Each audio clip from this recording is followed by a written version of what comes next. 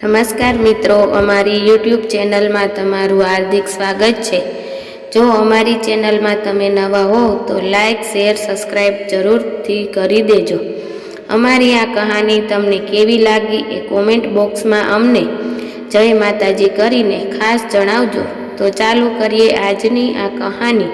પૂરી સાંભળવા નમ્ર વિનંતી। વાસ્તુશાસ્ત્રમાં ફોનથી લઈને તેના કવર સુધીના વાસ્તુ નિયમો સમજાવવામાં આવ્યા છે।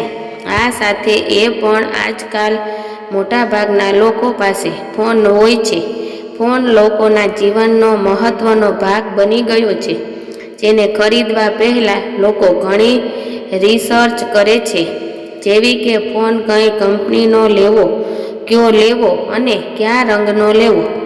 આ ઉપરાંત ફોનનું કવર કેવું હશે, એનો રંગ કેવો હશે એ અંગે વિચારે છે। જો કે આ બધામાં વાસ્તુ નિયમોનું ધ્યાન રાખવું જરૂરી છે।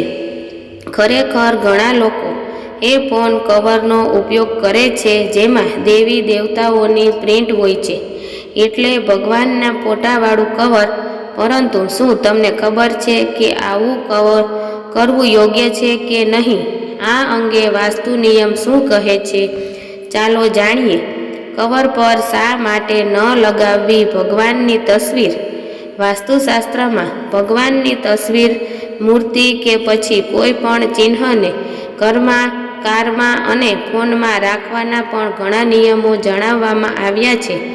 કહેવામાં આવે છે કે ભગવાનની ફોટો અને મૂર્તિને હંમેશા શુદ્ધ જગ્યા પર રાખવું જોઈએ, નહીંતર દેવી દેવતાઓ નારાજ થઈ જાય છે।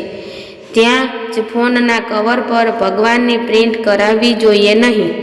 એ ઉપરાંત જે ફોન કવર પર ભગવાનની તસવીર પ્રિન્ટ હોય એનો પણ ઉપયોગ કરવો જોઈએ। આ નિયમોનું કરો પાલન।